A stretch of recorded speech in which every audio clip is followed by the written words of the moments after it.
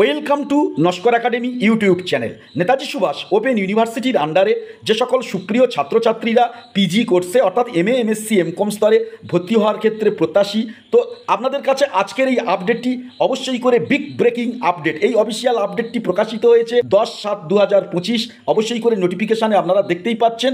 তো আপনাদেরকে জানিয়ে রাখি, ইতিপূর্বে 2024-25 যে সেশনে দুটি ফেজে ভর্তির প্রক্রিয়া চলেছিল, সেক্ষেত্রে আমরা দেখেছি যে একাডেমিক সেশন ছিল জানুয়ারি টু জানুয়ারি, কিন্তু এক্ষেত্রে আমরা নোটিশে দেখতে পাচ্ছি যে একাডেমিক সেশন 2025-26-এর ক্ষেত্রে সেশনটা পরিবর্তন হয়েছে জুলাই টু জুলাই। এখানে দেখতেই পাচ্ছেন জুলাই 2025। এবারে আসি যে এই নেতাজি সুভাষ ওপেন ইউনিভার্সিটিতে বর্তমান ইয়ারে কোন কোন সাবজেক্ট পড়ানোর ক্ষেত্রে ইউজিসির কাছ থেকে পারমিশন পেয়েছে, এবং এক্ষেত্রে এই কোর্সগুলি করার ক্ষেত্রে পূর্ববর্তী কী কী এলিজিবিলিটি ক্রাইটেরিয়া আছে, তার কি কোনো পরিবর্তন হয়েছে, এছাড়াও আরও কিছু গুরুত্বপূর্ণ আপডেটের মধ্যে ইনক্লুডেড আছে।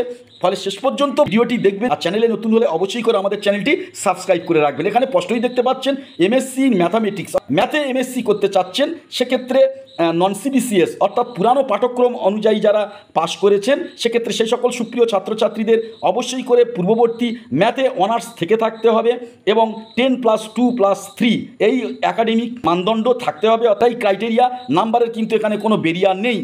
আবার আমরা দেখতে পাচ্ছি সিবিসিএস অর্থাৎ ইউজি পাঠ্যক্রম অনুযায়ী যারা স্নাতক, সেক্ষেত্রে অবশ্যই করে ইউজি কোর্সে ম্যাথে স্নাতক হতে হবে এবং শিক্ষাগত যোগ্যতা থাকতে হবে 10+2+3। ফলে আর ব্যাখ্যা করার দরকার নেই। মাধ্যমিক, উচ্চ মাধ্যমিক এবং 3 ইয়ারের গ্র্যাজুয়েশন অনার্স গ্র্যাজুয়েট হতে হবে অবশ্যই ম্যাথে ইউজি কোর্স অনুযায়ী।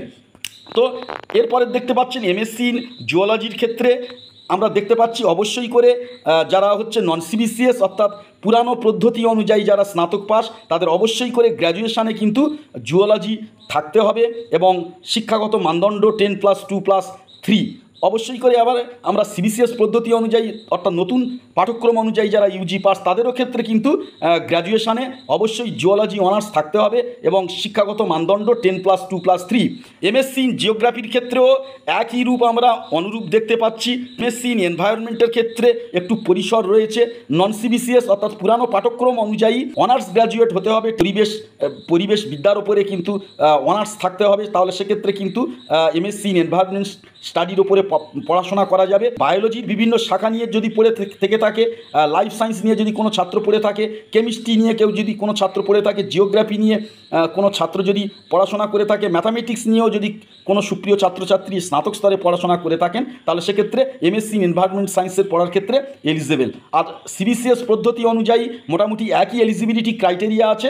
আমরা এমএ ইন বেঙ্গলির ক্ষেত্রে যদি দেখি, পূর্বের মতো একই রকম সিস্টেম 10+2+3 এই মানদণ্ড থাকতে হবে, কিন্তু অবশ্যই করে 300 মার্কের বাংলা নিয়ে পড়াশোনা করতে হবে, 3 ইয়ার্সের গ্র্যাজুয়েট হতে হবে। এবার সিবিসিএসের ক্ষেত্রে আমরা দেখতে পাচ্ছি 10+2+3 এই মানদণ্ড তো রয়েছেই, তার পাশাপাশি কিন্তু বাংলায় ইউজি কোর্সে কিন্তু অনার্স হতে হবে। এবারে এমএ ইন ইংলিশের ক্ষেত্রে অনুরূপ, এমএ ইন ইংলিশ ল্যাঙ্গুয়েজ টিচিংয়ের ক্ষেত্রে অনুরূপ, এমএ ইন হিস্ট্রির ক্ষেত্রেও আমরা দেখতে পাচ্ছি একই এলিজিবিলিটি ক্রাইটেরিয়া। যারা পুরানো পাঠ্যক্রমের সুপ্রিয় ছাত্রছাত্রী, তাদের হচ্ছে শিক্ষাগত মানদণ্ড 10+2+3 এটা থাকতেই হবে। আর হচ্ছে 3 ইয়ার্সের স্নাতকে 300 মার্কের ইতিহাস নিয়ে নমিনাল পড়াশোনা করতে হবে। কিন্তু সিবিসিএস পদ্ধতির ক্ষেত্রে ব্যতিক্রম। সিবিসিএসের ক্ষেত্রে কিন্তু অবশ্যই করে অনার্স থাকতে হবে। যদি কারোর জেনারেল ইলেকটিভ অর্থাৎ পাশে যদি ইতিহাস থাকে ইউজি কোর্সে, সেক্ষেত্রে সেই মানদণ্ডের উপর ভিত্তি করে কিন্তু মাস্টার ডিগ্রি করা যাবে না। কিন্তু পুরানো পাঠ্যক্রম অনুযায়ী সুপ্রিয় ছাত্রছাত্রীরা তাদের সেই এলিজিবিলিটি ক্রাইটেরিয়া আছে করার ক্ষেত্রে। ইন পলিটিক্যাল সায়েন্সের ক্ষেত্রে একই রূপ অনুরূপ একই system. MA in public administration এই কোর্স করার ক্ষেত্রে সিবিসিএস পদ্ধতিতে যারা গ্র্যাজুয়েট অর্থাৎ ইউজি কোর্স অনুযায়ী যারা গ্র্যাজুয়েট, তাদের অবশ্যই করে স্নাতক স্তরে পাবলিক অ্যাডমিনিস্ট্রেশনে অনার্স থাকতে হবে। এছাড়া ডিসিপ্লিন স্পেসিফিক ইলেকটিভ ডিএসসি এইটাই অবশ্যই থাকতে হবে। আর ইকুইভ্যালেন্ট ইন পলিটিক্যাল সায়েন্স।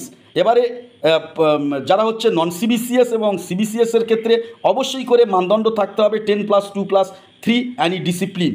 আচ্ছা, এবারে এমএ ইন এডুকেশনের ক্ষেত্রে আমরা যদি দেখি যে নন সিবিসিএস পদ্ধতিতে অর্থাৎ যারা পুরানো পাঠ্যক্রম অনুযায়ী পড়াশোনা করেছেন সেক্ষেত্রে গ্র্যাজুয়েশানে যদি কারোর 300 মার্কের এডুকেশান থেকে থাকে তাহলে কিন্তু সেই সুপ্রিয় ছাত্রছাত্রী মাস্টার ইন এডুকেশানে পড়ার ক্ষেত্রে এলিজেবল হবেন। অবশ্যই করে 300 মার্কের এডুকেশান পড়ে থাকতে হবে এবং 3 ইয়ার্সের গ্র্যাজুয়েট হতে হবে। আর সিবিসিএস পদ্ধতি অনুযায়ী সুপ্রিয় ছাত্রছাত্রীদের 3 ইয়ার্সের গ্র্যাজুয়েট অবশ্যই হতে হবে। তার পাশাপাশি আমরা যেটা দেখতে পাচ্ছি অবশ্যই করে কিন্তু পূর্ববর্তী স্নাতক ইউজি স্তরে এডুকেশানে অনার্স থেকে থাকতে হবে। এবারে যদি যে সকল সুপ্রিয় ছাত্রছাত্রী যারা ইতিপূর্বে যে কোনো ফিল্ডে পড়াশোনা করুক না কেন, কারোর যদি বিএড কোর্স করা থাকে তাহলে তার উপর ভিত্তি করে এমএ ইন এডুকেশান কিন্তু করতে পারবেন বা করার ক্ষেত্রে এলিজিবিলিটি রয়েছে। এবারে মাস্টার ইন কমার্সের ক্ষেত্রে আমরা দেখতে পাচ্ছি অবশ্যই করে নন সিবিসিএস যারা অর্থাৎ পুরানো পাঠ্যক্রম অনুযায়ী স্নাতক সেক্ষেত্রেও বিকম থাকতে হবে। এছাড়া বিবিএ যদি থাকে সেক্ষেত্রেও এলিজেবল। এর পাশাপাশি বিবিএম যদি থেকে থাকে সেক্ষেত্রেও কিন্তু এই মাস্টার অফ কমার্স পড়া যাবে। অবশ্যই করে 10+2+3 এই প্যাটার্নটা থাকতে হবে। আর সিবিসিএস পদ্ধতি অনুযায়ী যদি কেউ কমার্সে মাস্টার ডিগ্রি করতে চান তাহলে ইউজি কোর্সে অর্থাৎ আন্ডার গ্র্যাজুয়েট এই নিউ পাঠ্যক্রম অনুযায়ী তাদের কিন্তু কমার্সে স্নাতক অনার্স হতে হবে, তাহলে কিন্তু এলিজিবিলিটি ক্রাইটেরিয়া পূর্ণ হবে। আর 3 ইয়ার্সের গ্র্যাজুয়েশন তো অবশ্যই হতেই হচ্ছে। এছাড়া মাস্টার অফ সোশ্যাল ওয়ার্কের ক্ষেত্রে এমএসডব্লিউর ক্ষেত্রে আমরা দেখতে পাচ্ছি 3 ইয়ার্সের গ্র্যাজুয়েট হতে হবে। অ্যানি ডিসিপ্লিন এলএলবি শাখা থেকেও করা যাবে, বিই থেকেও করা যাবে, বিটেক কারোর যদি থাকে, বিভক যদি থেকে থাকে, এই এলিজিবিলিটি ক্রাইটেরিয়া যদি স্নাতক স্তরে বা পূর্ববর্তী স্তরে যদি এই যোগ্যতা থেকে থাকে এর উপর ভিত্তি করে মাস্টার অফ সোশ্যাল ওয়ার্কে ডিগ্রিটা কমপ্লিট করা যাবে। আর এই গেল মোটামুটি। আর এমএ ইন ইকোনমিক্সের ক্ষেত্রে আমরা যদি দেখি নন সিবিসিএস যারা আছেন অর্থাৎ পুরানো পাঠ্যক্রম অনুযায়ী যারা পাশ করেছেন সেক্ষেত্রে অবশ্যই স্নাতক স্তরে ইকোনমিক্সে অনার্স থাকতে হবে। এছাড়া ইকোনমি নিয়ে পড়ে থাকতে হবে। এছাড়া কারোর যদি বিকম থেকে থাকে, পাশাপাশি ম্যাথামেটিক্স যদি কারোর থেকে থাকে স্নাতক স্তরে এবং মানদণ্ড শিক্ষাগত মানদণ্ড 10+2+3 থেকে থাকে তাহলে ইকোনমিক্সে মাস্টার ডিগ্রি করা যাবে। এবারে সিবিসিএস পদ্ধতি অনুযায়ী অবশ্যই 3 ইয়ার্সের ইউজি কোর্স পাস হতে হবে এবং অনার্স স্তরে অবশ্যই করে ব্যাচেলার অফ ইকোনমিক থেকে থাকতে হবে, অর্থাৎ ইকোনমিকে স্নাতক হতে হবে। এবার মাস্টার অফ লাইব্রেরি সায়েন্সের ক্ষেত্রে আমরা যদি দেখি নন সিবিসিএস পদ্ধতি অনুযায়ী ব্যাচেলার অফ লাইব্রেরি অর্থাৎ লাইব্রেরি স্তরে যদি কেউ স্নাতক হয়ে থাকেন তাহলে এই মাস্টার ডিগ্রি লাইব্রেরি সায়েন্সে করতে পারবেন। কারো যদি এনএসইউ থেকে বিলিস কোর্স করা থাকে তাহলেও কিন্তু তারা এই কোর্সের ক্ষেত্রে এলিজেবল। অপরদিকে সিবিসিএস পদ্ধতি অনুযায়ী অনুরূপ ব্যাচেলার অফ লাইব্রেরি সায়েন্স থাকলে তারাও এই মাস্টার ডিগ্রিতে লাইব্রেরি সায়েন্স করতে পারবেন। এছাড়াও যদি কারোর হচ্ছে বিলিস কোর্স থাকে এনএসইউ আন্ডারে তারাও কিন্তু এই মাস্টার ডিগ্রি লাইব্রেরি সায়েন্সে করতে পারবেন। এবারে ব্যাচেলার অফ লাইব্রেরি সায়েন্স অর্থাৎ এই কোর্সের ক্ষেত্রে কি এলিজিবিলিটি ক্রাইটেরিয়া আছে, 3 ইয়ার্সের গ্র্যাজুয়েট হতে হবে অ্যানি রিকগনাইজড ইউনিভার্সিটিতে, যে কোনো মানে স্বীকৃত বিশ্ববিদ্যালয় থেকে আপনাদের 3 ইয়ার্সের গ্র্যাজুয়েট হতে হবে এবং সেক্ষেত্রে অনার্স গ্র্যাজুয়েট হলে 45% নাম্বারের যদি আপনার টোটাল থাকে তাহলে আপনি এই কোর্সে ভর্তি হতে পারবেন। আর যদি অনার্সে 45% না থাকে তাহলে টোটাল এগ্রিগেট মার্কে হিসাবে আপনাকে 50% টোটাল মার্ক পেলে তাহলে কিন্তু এই কোর্সের জন্য এলিজিবল হবেন। এবারে আসি যে এই কোর্সগুলি করতে গেলে কত টাকা খরচ হতে পারে। এমএ বাংলা, ইংরাজি, English language teaching, history, political science, public administration, education, economic এবং এমকম সাবজেক্টের ক্ষেত্রে টোটাল ভর্তির ফিস হচ্ছে 4,550 টাকা। Master of social work M Sc in ম্যাথামেটিক্সের ক্ষেত্রে আপনাদের ভর্তির জন্য লাগবে 5,950 টাকা। Master of library and information science অর্থাৎ এমলিসের ক্ষেত্রে লাগবে 10,750 টাকা ভর্তির ক্ষেত্রে। এছাড়া M A in journalism and mass কমিউনিকেশনের জন্য লাগবে 13,750 টাকা।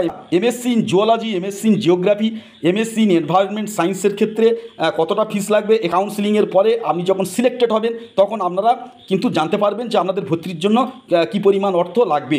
এবার bachelor of library and information সায়েন্সের ক্ষেত্রে লাগবে 5,750 টাকা ভর্তির ক্ষেত্রে। এবারে আমি আপনাদেরকে জানিয়ে রাখি কবে থেকে কবে পর্যন্ত আপনারা অনলাইনে আবেদন করতে পারবেন ভর্তির জন্য। 15/7/2025 থেকে 12/8/2025 পর্যন্ত। আর ডকুমেন্ট আপলোড করা যাবে 15/7/2025 থেকে 13/8/2025 পর্যন্ত।